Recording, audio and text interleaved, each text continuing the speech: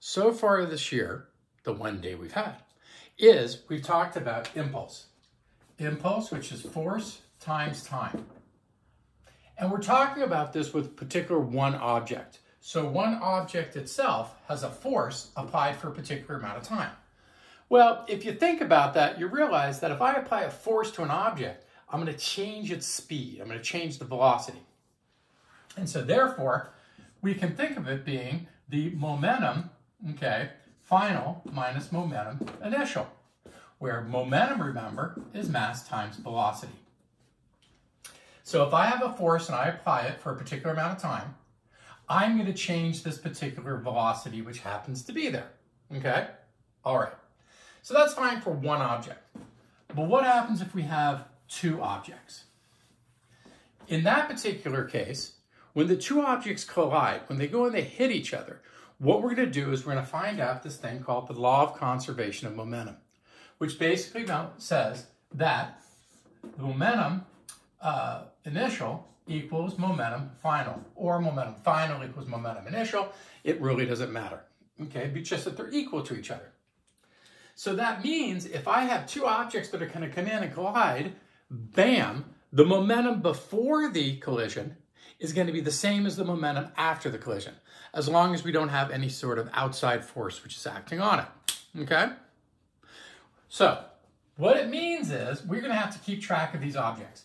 I'm going to go to the note taker, or the launch homework, for conservation, which is 9.2, and I want to do problem number 1.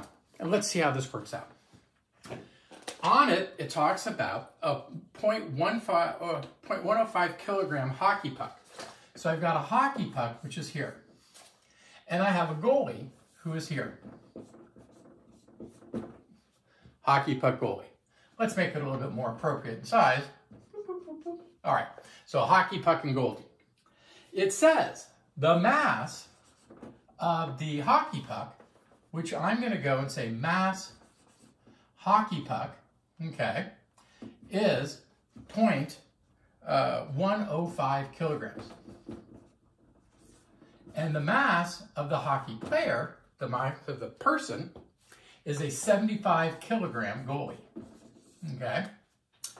And we know that it says that the hockey puck, the velocity of the hockey puck initial equals 24 meters per second. Now these subscripts are going to become really important to keep things straight. So you really want to keep track of these particular subscripts. And the velocity of the player initial is going to be 0. So this is my momentum initial, and it's going to be equal to the momentum final, okay? Momentum initial is going to be equal to the momentum final. So I can find out my momentum initial by simply going mass hockey player, okay, times the velocity hockey puck initial plus the mass of the player plus the velocity of the player initial. Well, that is all going to equal the after situation. I like to put a little sort of slash like that to sort of show that they're different from one another. But now we're going to do the final. Now, the hockey puck and the player, they say, are connected. So I'm going to put the little hockey puck in his little mitt there. And because of that, it means these two are combined. So we're going to have, for this, afterwards, it's going to be the mass of the hockey puck plus the mass of the player multiplied by the velocity of the hockey puck and player final. So that's what we've got.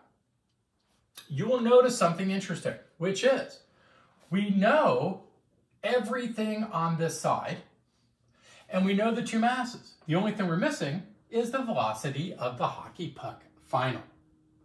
So we can just simply sit there and say, okay, mass of the hockey puck, 0.105 kilograms times the 24 meters per second plus the 75 kilograms, 0 meters per second, equals, this is going to be 0.105 kilograms, 75 kilograms, that's the hockey player, remember?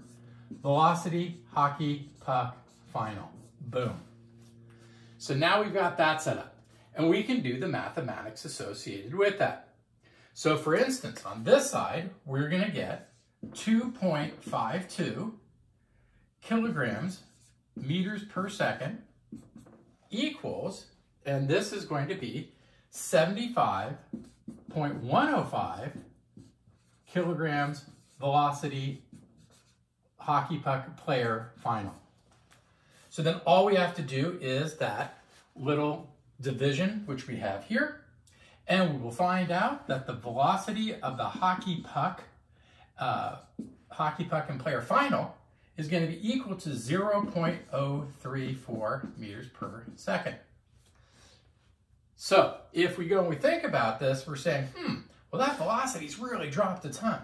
It has, because the mass has increased so terribly much. And that's the answer you got there. Now, if they were not connected, then you do them as separate entities. And we're going to be going over those in class.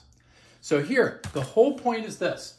You're going to be having, in a collision, the momentums are going to be equal, initial and final. This is where your picture is going to be important and where you go and you label all your data and you put it out. It's a lot of bookkeeping, to be honest with you.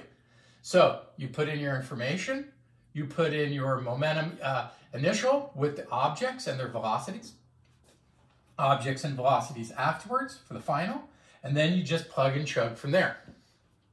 Once again, these are together, so I have to put the masses together.